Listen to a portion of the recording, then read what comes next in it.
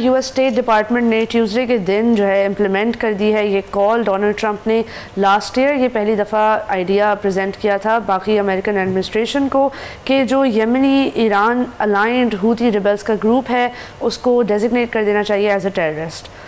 یہاں آپ کو یہ بھی بتائیں کہ ہوتیز کی جتنی بھی ایکٹیویٹیز ہیں ابھی تک جو رہی ہیں انہوں نے امریکن سویلینز اور پرسنلز کو خاص طور پر نشانہ بنایا ہے اور ان کا ایک بہت کلیئر میسج رہا ہے کہ اگر آپ سیز فائر وائلیٹ کریں گے، اسرائیل اگر سیز فائر وائلیٹ کرتا ہے یا امریکن ایڈ فلسطینیوں تک نہیں پہنچتی یا فردر کوئی وائلیشنز ہوتی ہیں جس کو جو وار کرائم کے زمرے میں آ سکیں، ان سب کا ہم ریئیکشن دیں گے. اور it has been a very clear strategy. لیکن انہوں نے کیونکہ گلوبل میری ٹائم ٹریڈ کو ٹیکل اور کئی ویسلز تباہ کی ہیں امریکن اور اسرائیلی، تو اس سے بہت کلیئرلی یہ بات سامنے آ گئی تھی کہ ہوتی ریبلز جو ہیں they are creating a problem for America. اور امریکہ کا جو ایک سنگل ڈائمینشنل مشن ہے کہ کسی بھی طرح اسرائیل جو چاہے کرے اور غزہ کو ہم ایک واٹر فرنٹ پراپرٹی میں کنورٹ کر کے اس کو ٹورزم کے لیے استعمال کریں، اس سے پیسے کمائیں. اس تمام مشن کے آگے جو سب سے بڑی فورس اس وقت کھڑی ہے وہ ہوتی ریبلز کی ہے، کیونکہ سب سے زیادہ صحیح معنوں میں اس ایران بیکڈ گروپ نے امریکہ کو اور اسرائیل کے سامنے کسی نہ کسی قسم کا چیلنج جو ہے وہ پوز کیا ہے.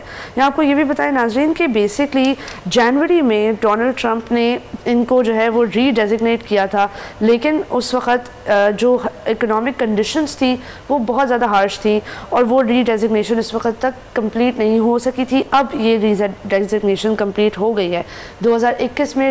جو پریزیڈنٹ جو بائیڈن تھے انہوں نے ہوتی ریبلز کو اس لسٹ میں سے ہٹا دیا تھا کہ وہ کنسیڈر نہ ہوں ایز ٹیررسٹ، تاکہ جو یمن میں صورتحال ہے، اکنامک کولیپس ہے، بھوک ہے، فیمن ہے، ہر قسم کے مسائل ہیں، ان کو کسی نہ کسی لیول پر ڈیل کیا جا سکے. یہاں آپ کو بتائیں کہ یونائٹڈ نیشنز نے بھی کافی سخت رسپانس دیا ہے. اسٹیفان ڈوجارک جو اس وقت UN کے اسپوکس پرسن بھی ہیں، ان کا کہنا تھا کہ یہ جو ڈیزگنیشن ہے اس کے کافی زیادہ مسائل ہیں، کیونکہ ہیومینیٹیرین اسسٹنس اور سویلینز تک کسی بھی قسم کی ایڈ پہنچانا، ان کو گڈز یا سروسز کا ایکسیس ان کے لیے بحال کرنا اس وقت بہت زیادہ مشکل ہو جائے گا. امپورٹنٹ ڈیولپمنٹ سامنے آئی ہے کہ ایجپٹ کے جو لیڈرز ہیں، ایجپشن گورنمنٹ ہے، غازہ کا ایک آلٹرنیٹ پروپوزل پریزنٹ کر دیا ہے. اس پروپوزل کے پریزنٹ کرنے کا مطلب ہے کہ جو ایجپشن پریزیڈنٹ ہے عبد الفتاح السیسی، ان کا کہنا تھا کہ جو ٹرمپ کا پروپوزل ہے اس میں لوگوں کا انخلا زیادہ لازمی ہے، فلسطینی لوگوں کو بہت زیادہ لیول پر ڈسپلیسمنٹ کا سامنا کرنا پڑے گا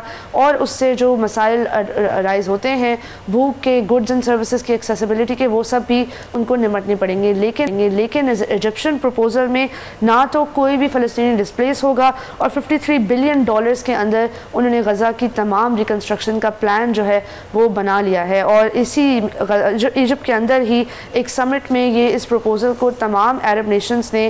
اس کو بیک بھی کر لیا ہے. تو اس وقت ٹرمپ غازہ کا ایک بہت اسٹرانگ آلٹرنیٹیو پروپوزل موجود ہے اور ہم امید کرتے ہیں کہ اسی پروپوزل پر ایکشن لیا جائے گا. تو غازہ کے ایشو میں کافی ڈیولپمنٹس ہیں، لیکن ہم دیکھتے ہیں کہ آگے آنے والے دنوں میں کس طریقے سے یہ شیپ لیتے ہیں. ناظرین، دنیا کو اس امن کی ضرورت ہے، اسپیشلی مشرق وسطیٰ جو غزہ میں صورتحال ہے. ہم تو امید یہی کرتے ہیں کہ وہاں پہ امن دوبارہ ہے. ناظرین، حالانکہ کچھ مبصرین کا ماننا ہے کہ ہوتی ریبلز کو جو ہے وہ ٹیررسٹ کنسیڈر کیا جانا چاہیے، لیکن اس وقت ہم دیکھ رہے ہیں کہ اسرائیل کی جارحانہ پالیسی جس کو United States of America completely اور انابیشڈلی بیک کر رہا ہے، اس کے سامنے ایک بہت چھوٹی سی فورس کی ہوتی ریبلز کی کھڑی ہے اور وہ کسی نہ کسی قسم کا کافی حد تک ان کو ریٹیلیشن کا سامنا کرنا پڑ رہا ہے. اور اوبویسلی اس کے جواب میں یہی ہوگا کہ انہیں ٹیررسٹ منعقد کر دیا جائے گا. جس طریقے سے HTS کو ایک ہی دن میں شام کے فتح کرنے کے بعد ان کو ٹیررسٹ لسٹ سے ہٹا دیا گیا، ہوتیز کو واپس لے آیا گیا.